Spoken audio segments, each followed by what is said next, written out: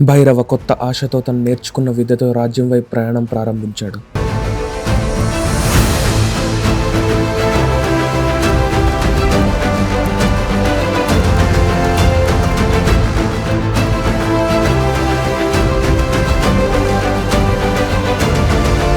రాజ్యం వైపు వెళ్లే మార్గంలో అతనికి సహకరించేందుకు కొంతమంది ధైర్యవంతులు చేరారు.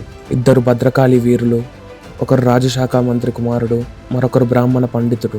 వీళ్ళంతా నమ్మదగిన వారే అని భైరవ భావించాడు. వారందరూ కలిసి ప్రయాణం ప్రారంభించారు. అడవులు, నదులు, కొండలు దాటి మెల్లగా ముందుకు సాగుతున్నారు.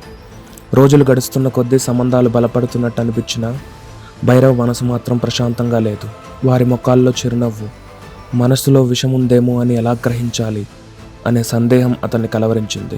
అతనికి వ్యాస మహర్షి చెప్పిన మాటలు గుర్తొస్తూనే ఉన్నాయి. ఒకరోజు రాత్రి నిద్రలో జారుతున్న సమయంలో మెరుపులా మెరిసిన కత్తిని చూసిన భైరవ ఒక్కసారిగా లేచాడు. చీకట్లో ఎవరో అతనిపై దాడి చేసిన వ్యక్తి నుండి తప్పించుకుంటాడు. ఆ దాడి వెనుక ఎవరున్నారో గుర్తుపెట్టలేకపోతాడు. మరుసటి రోజు ఉదయం స్నేహితులంతా సాధారణంగానే ప్రవర్తించారు. ఎవ్వరూ ఏమాత్రం అనుమానం కలిగించేలా కనిపించలేదు. అయితే భైరవ గుండెల్లో నిశ్చలమైన సందేహం మొదలైంది. ఎవరు నా మీద కత్తి దూశారు? వీరిలోనే ఎవరైనా చేశారా? లేదా ఇది కూడా దూరంగా ఉన్న శత్రువు కుట్రేనా? ఇప్పటిదాకా భైరవ చాలా యుద్ధాలను చూశాడు, కానీ ఇది అంతర్యుద్ధం, మౌనంగా మిత్రుల మధ్య నుండే ప్రారంభమైంది. ఇకపై ప్రతి మాటను గమనించాలి, ప్రతి చూపును విశ్లేషించాలి.